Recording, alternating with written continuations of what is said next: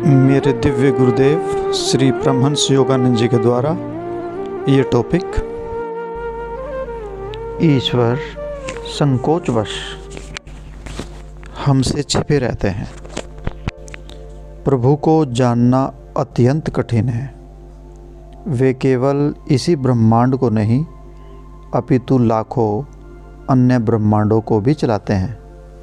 उन्हें पाने के लिए गंभीरता से प्रयास किए बिना आप कैसे सोच सकते हैं कि उनके पास आपके लिए समय होगा। गुरुदेव कहा करते थे, परमहंस योगानंद जी कहा करते थे, ये प्रवचन श्री दया माता जी के द्वारा गुरुदेव परमहंस योगानंद जी कहा करते थे कि सृष्टि में सर्वत्र व्याप्त रहने वाली गुप्त चेतना, रहस्यमयी प्रेममयी प्रज्ञा को आकर्षित करने के लिए आपको गहन ध्यान में शांति को ढूंढना सीखना होगा।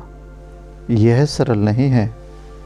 ईश्वर संकोचवश सामने नहीं आते, हमेशा ओट में रहते हैं और आप हमेशा टाल दिए जाते हैं। आपका मन बार बार उद्देश्यहीन विचारों से घिरा रहता है। यह अधिक महत्वपूर्ण है, वह महत्वपूर्ण नहीं है, या मैं इस चेहरे को पसंद करता हूँ, मैं उस चेहरे को पसंद नहीं करता। यह व्यक्ति मेरे प्रति कितना दयालु है, वह कितना नीच है। देखो यह व्यक्ति क्या कर रहा है और जरा देखो तो उसने क्या किया। कहाँ है एकाग्रचित मन। ये सभी विचार हमारे मन में चलते रहते हैं। मन के इन तमाम मलबे में आप ईश्वर को कैसे पाएंगे? जब आप किसी भी प्रकार की प्रगति किए बिना इस जीवन से आंखें मूंद लेंगे तथा इस जीवन की अंतिम सांस भरेंगे, तब आप ठीक वैसे ही व्यक्ति होंगे जैसे आप अब हैं। तब आप कहेंगे, हे मेरे प्रभु, मैंने तो अपना समय व्यर्थ ही गंवा दिया। मैं ऐसा करना तो नहीं चाहता था। मैं अनंत उपलब्धि के द्वारों के अत्यंत समीप था, परंतु मैंने तो अपने स्वर्णिम अवसर को गंवा दिया है। तब आप रोते हैं। त्रासदी यह है कि हम ईश्वर की अपेक्षा अन्य विचारों को अधिक महत्व देते हैं, क्योंकि हम भयभीत हैं कि हम इस संसार में कुछ वस्तुओं से वंचित रह जाएंगे। यह घोर भ्रम है। हम डरते हैं कि यदि हमने स्वयं को ईश्वर को समर्पित कर दिया तो हमें इसके बदले कुछ न कुछ खोना पड़ेगा। अच्छा, देखने तो दो। मन तर्क करता है। क्या करता है? मैं उस सब से वंचित रह जाऊंगा जो जीवन मुझे प्रदान करता है। अनेक वस्तुएं जिन्हें मैं पाना चाहता हूँ, मैं प्रेम चाहता हूँ, मैं शक्ति चाहता हूँ, मैं यश चाहता हूँ, मैं संसार में महान कार्य करना चाहता हूँ। ऐसे ऐसे विचार हमारे मन में भरे रहते हैं।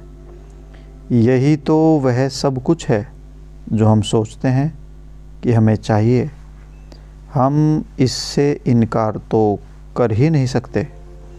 सभी मनुष्य इन्हीं लक्ष्यों को प्राप्त करने का प्रयास कर रहे हैं, परंतु कितनी मूर्खता से हम गलत तरीकों से उनके पीछे पीछे भागते हैं। हमारी मूल इच्छाएं आत्मा के लिए स्वाभाविक हैं। हम यश क्यों चाहते हैं? हम पावर क्यों चाहते हैं? हम प्रेम क्यों चाहते हैं? हम आनंद क्यों चाहते हैं? हम इन सब की तीव्र इच्छा रखते हैं क्योंकि ये हमारे सच्चे स्वरूप आत्मा के अभिन्न अंग हैं। इस बात की पूर्ण अनुभूति मेरे उस अनुभव का अंश था जो मुझे भारत में बाबा जी की गुफा में ध्यान करते समय हुआ। आत्मा अमर है और यश क्या है?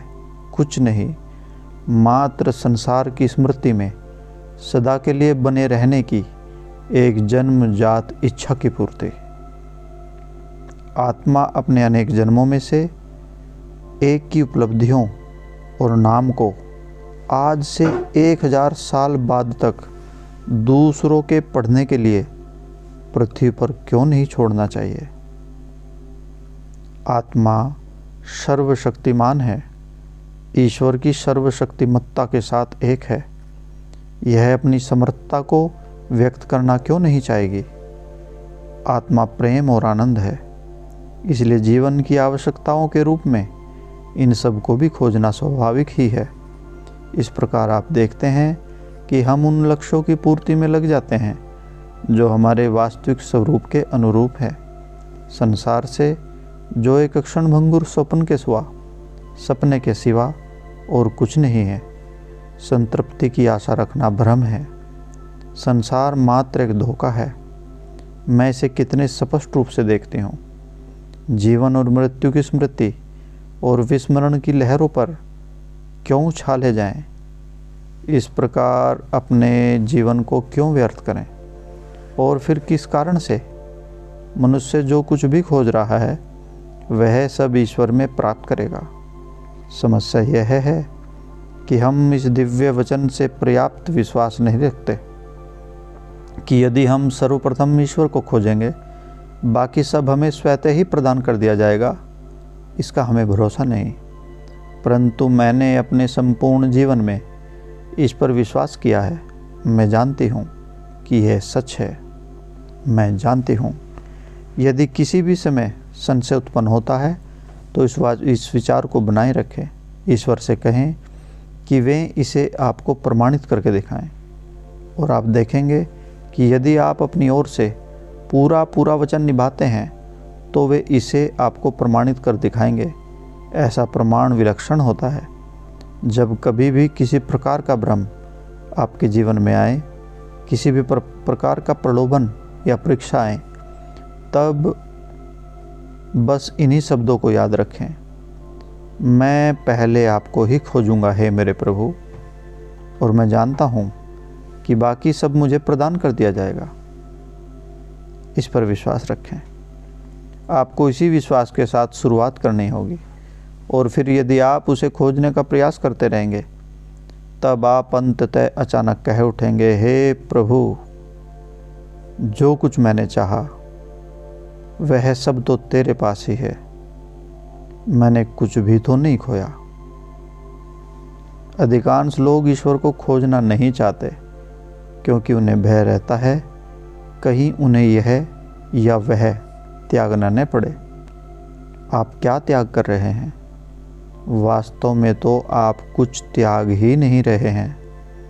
आप अपनी आत्मा में सब कुछ प्राप्त कर लेते हैं। आप अपने हृदय में दिव्य प्रेम का अनुभव करते हैं। आप अपने अंतर में संपूर्ण ज्ञान का अनुभव करते हैं। आप दिव्य शक्ति का अनुभव करते हैं। आप फिर कुछ पाने का प्रयास नहीं करते क्योंकि आपकी कोई भी इच्छा शेष नहीं रहती। क्या उन सभी महापुरुषों ने जिन्होंने कभी ईश्वर से संपर्क साधा है, भगवान कृष्णा, बुद्ध, जीसस से लेकर हमारे गुरुजनों तक, अपने जीवन में ईश्वर की परिपूर्णता को सिद्ध करके नहीं दिखाया क्या? इस हद तक कि ईश्वर को छोड़ने की अपेक्षा वे मर जाना अधिक पसंद करते थे। इसके विपरीत अधिकांश लोग संसार की वस्तु को छोड़ने की अपेक्षा मरना पसंद करेंगे।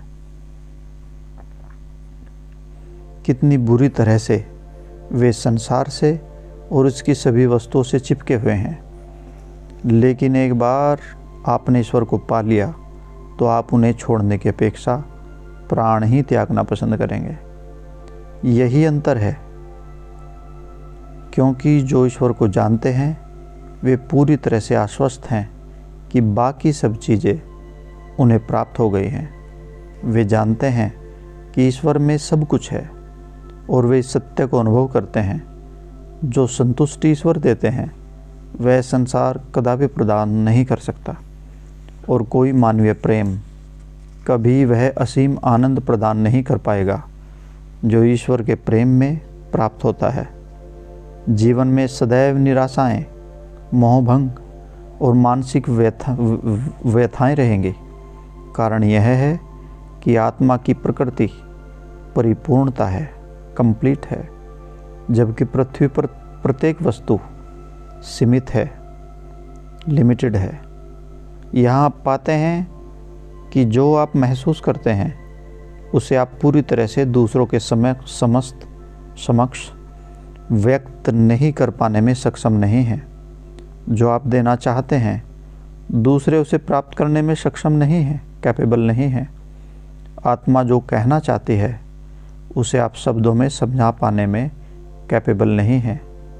शब्द बहुत अधूरे हैं। जो कुछ भी हम खोज रहे हैं वह ईश्वर में ही है। कुछ समय के लिए इस एक विचार को बनाए रखें।